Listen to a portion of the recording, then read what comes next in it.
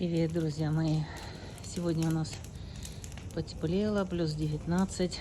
Сразу хочется идти в огород, в сад, в палисадник, делать какую-то обрезку. И вот мое кострище. Обрезала сегодня ежевику, плодовые чуть-чуть деревья. Какой-то мусор собирала, сухие ветки. И сейчас вот жгу костер.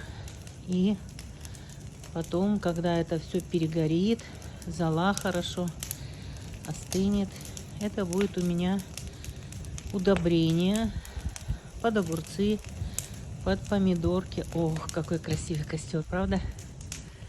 Супер. Зато все перегорит.